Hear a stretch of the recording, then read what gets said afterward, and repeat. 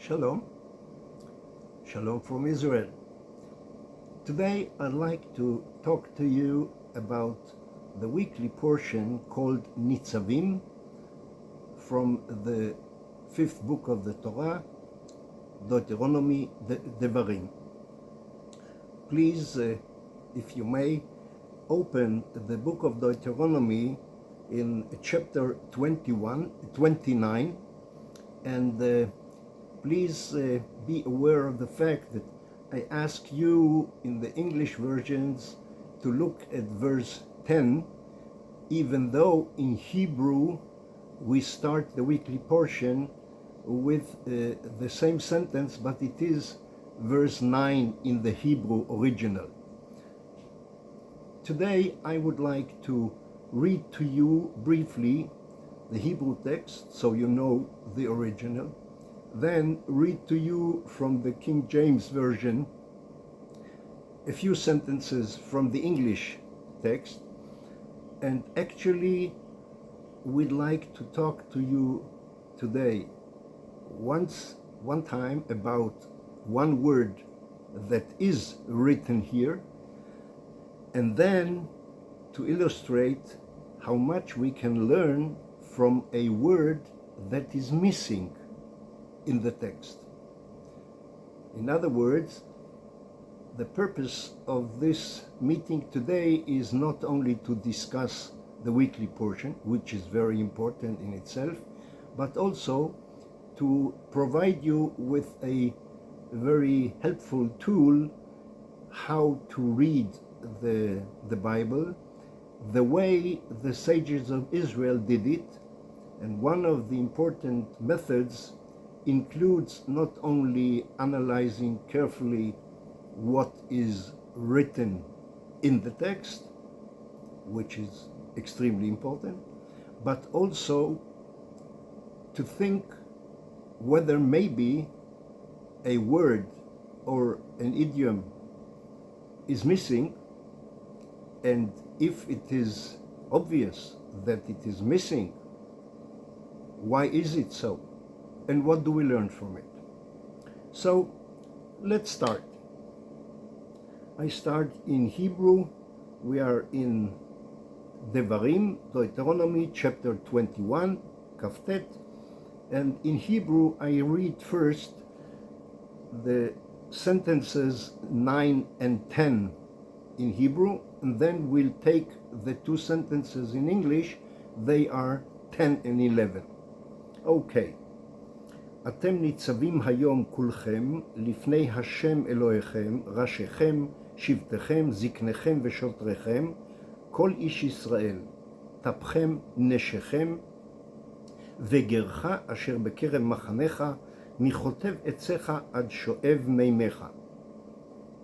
And then it follows, and we first of all start with the English version. English, it begins with verse 10 in the King James Version. You stand this day, all of you, before the Lord your God, your heads of your tribes, your elders, and your officers, with all the men of Israel, your little ones, your wives, and your stranger that is in your camp, from the hewer of your wood unto the drawer of your water. What follows is, of course, very important, that you should enter into covenant with the Lord your God, your God, and into his oath, which the Lord your God makes with you this day. So obviously we are aware of the fact that we are here either on the last day of Moses' life, or in the last days. In any case, we remember that the whole book of Deuteronomy was told to the people of Israel in the last 4 weeks of the life of Moses. That means at the end of the 40 years the people of Israel spent in Sinai after they left Egypt in the famous Exodus. when Moses said to Pharaoh the famous sentence, "Let my people go." Now, after we have read the sentences and we understand that this call upon all the people is spoken before proclamation of a covenant between the Lord and the people of Israel, which is, of course, a monumental event in the history of Israel and in the history of mankind. And we remember also that the first time the Lord did a covenant with the whole people of Israel was at Mount Sinai, 3 months after they left Egypt. But when they did that, they were runaway slaves. They were merely 3 months free people after 210 years of slavery in Egypt. So today, what we read is a text spoken to the people of Israel who are already 40 years free. In other words, making a covenant with a free people has another weight, another quality, another dimension compared with the covenant, so to speak, forced upon the people of Israel 3 months after they ran away, were saved, and were salvaged by God, were liberated by God from Egypt. So, as I said in the beginning, first of all, I'd like to look at one word and see what we can learn from looking closer at one word in the Torah. When I began reading verse 9 in the Hebrew original, I said, Atem nitzavim hayom. Nitzavim is also the name of the weekly portion. When I read it in the English version, I said, you stand this day. This day, like the way we say today. But the question is, does the translation, you stand, fully transport, convey all that is said in the Hebrew term nitzavim? I may humbly tell you that the translation with you stand is not rich enough and not accurate enough compared with the Hebrew original. In Hebrew, the original Bible says, Atem nitzavim, you stand tall. I don't have to tell you that there is a big difference between you stand and you stand tall. So if God chose this very verb, nitzavim, instead of you stand, I guess it would be correct and appropriate to follow his formulation. Now, why do we read so many explanations and commentaries of the sages of Israel about this very word? Why did the Lord say here, you are standing tall, here, now, today? By mentioning today, as I said before, we are referred to the fact that this is a speech spoken by God to the people of Israel who are already 40 years free. They are no more slaves. And therefore, we can now better understand the character and the quality of the Hebrew word nitzavim. You stand tall, that means you stand proudly, compared with your situation in Egypt, where you had to bow,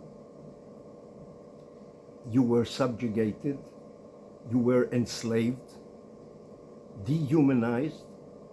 So before the covenant is spoken, the Lord reminds us of the very generous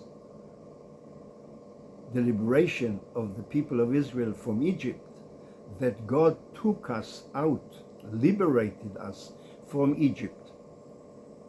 And therefore, and thanks to that, can we stand tall today on the Jordanian mountains. At that time, these were the mountains of Moab. Imagine if you look at the map, then we speak of the mountains east of the famous city of Jericho. Because, as you remember, when Joshua, a short while later than this very day, spoken about in this weekly portion, when Joshua crossed the river of Jordan, one of the major events right in the beginning was to encircle and conquer the famous city of Jericho. So, first of all, we saw that it is very important to understand the exact meaning of the word NIZAWIM, and it is stand tall and proud. Be aware of the fact that you are a free nation and free persons. By that, we now better understand why did the Lord mention all the persons and groups who are gathered together at that ceremony. We have here, as we mentioned before, your heads of your tribes, your elders and your officers, with all the men of Israel, your little ones, your wives and your stranger that is in your camp.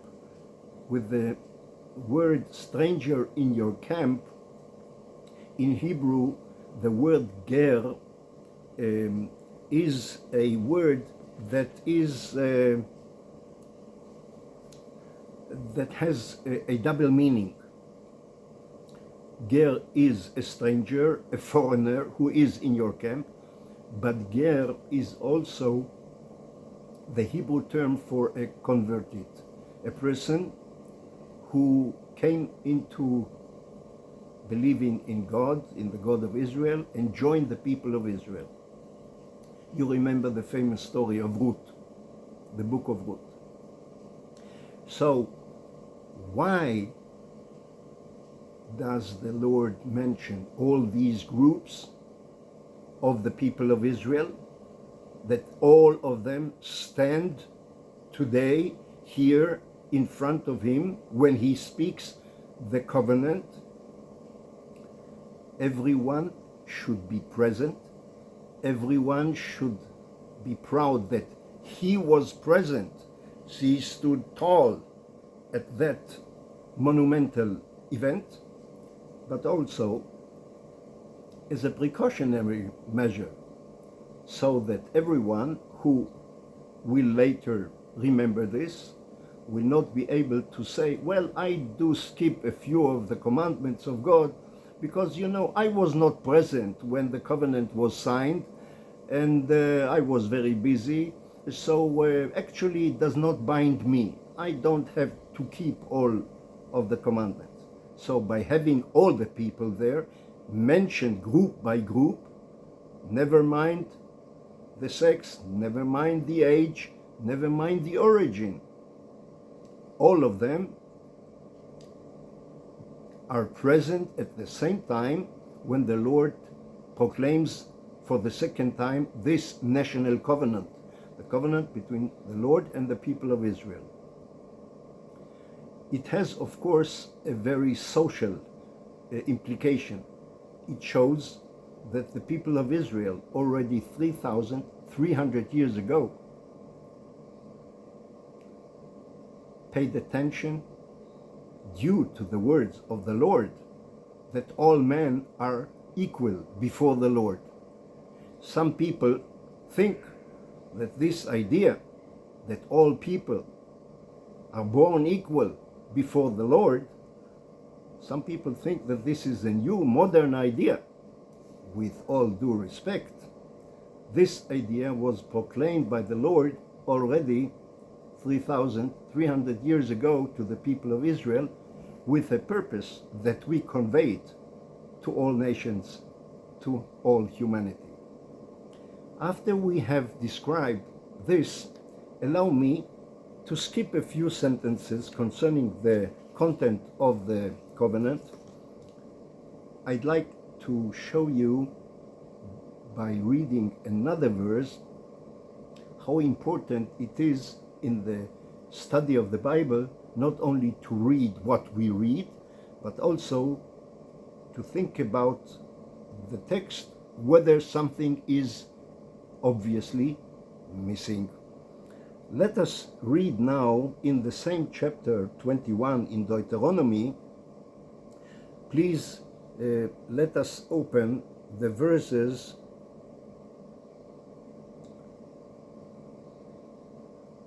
14 and 15. I will read it first briefly in Hebrew, the original.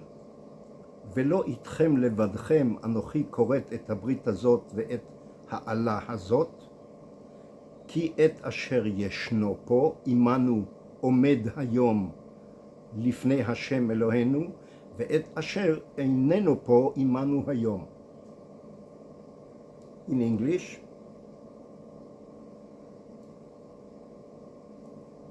verse 14, neither with you only do I make this covenant and this oath.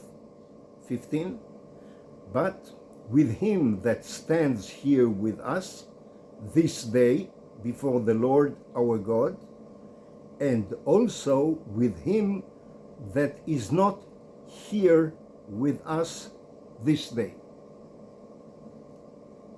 If I would ask you, please look carefully at sentence 15, verse 15, and tell me please, which word do you think is missing here, which is to be found in verse 14. I read it again. Neither with you only do I make this covenant and this oath. Now, first, verse 15, look carefully. But with him that stands here with us this day before the Lord our God, and also with him that is not here with us this day. After the word also, if you look at the second part of the verse, you realize the very conspicuous fact. The word standing is missing in the second group. The first group mentioned that I do the covenant, I make this covenant today with all you who stand here today. So we remember that we were told to stand tall.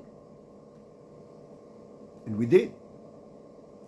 But then the Lord says to us, not only with those who, let me read, not only with those who stand here today, and also with him that is not here with us this day. Why is it missing in the second part to say with us? It should have been, or it could have been, not sure, it could have been, and also with him that is not standing here with us this day. But the word standing is missing. We read only, and also with him that is not here with us this day. Well, the sages of Israel from the Mishnah time, but of course you can read the famous commentaries of Rashi and Maimonides and the Abarbanel and others who illustrate to us and explain to us the deep meaning of this missing word. It is very important to learn this case, because here the fact that the word standing is missing is a crucial theological fact in the reading of the whole Bible. Why?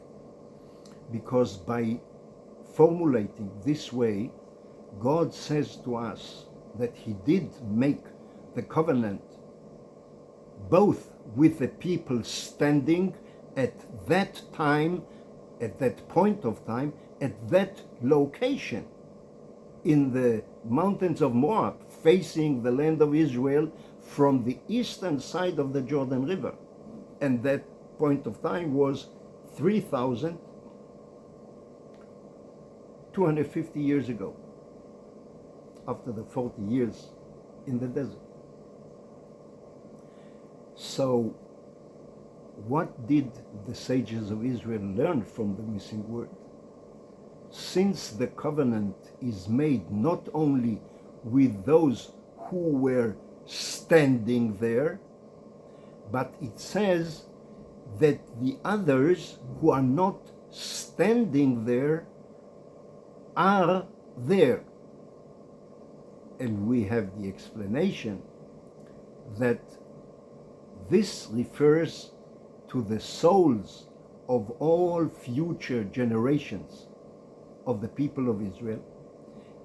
They could not physically stand at that point of time, at that location. They were not yet alive. But the souls of Israel, of the nation of Israel, of every individual, already was present at that event of signing the covenant between the Lord and the people of Israel. And in addition to that, the sages of Israel explain one more marvelous fact, which has, of course, a tremendous theological importance. And that is also the souls of all the future to come converts, who will join the people of Israel in believing that the world did not just exist forever, but the world was created, and that the world was created by the Creator. And the Lord, the God of Israel, is the Creator.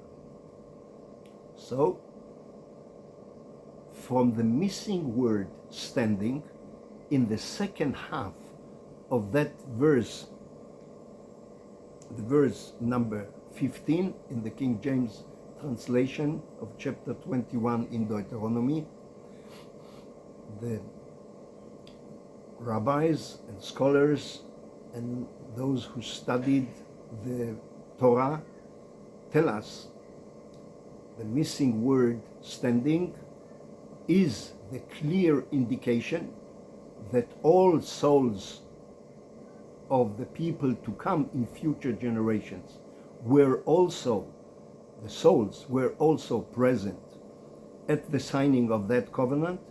And not only that, but also all the souls of those who will join the faith, the belief that the world was created and that there is a Creator who created the world. By the way, if one speaks to persons who joined the faith of Israel, you will often hear from them that they have a very unique feeling of coming home, of returning home. If you think about this very special pearl of the Torah interpretation, which we have just discussed about verse 15, that the word standing is missing concerning one other group which was there at that time of signing the covenant. This group was there, but not standing, because they did not yet have the bodies to stand physically there. But the spirits were already there. I thank you for your patience. And since we are now less than a week before the beginning of a new biblical calendar year, before the beginning of the new Hebrew year, I would like to wish you all happy holidays, and to everybody I would like to wish you a happy new year, a year of health and of good Bible study. Thank you very much, and Shalom from Israel. Thank you.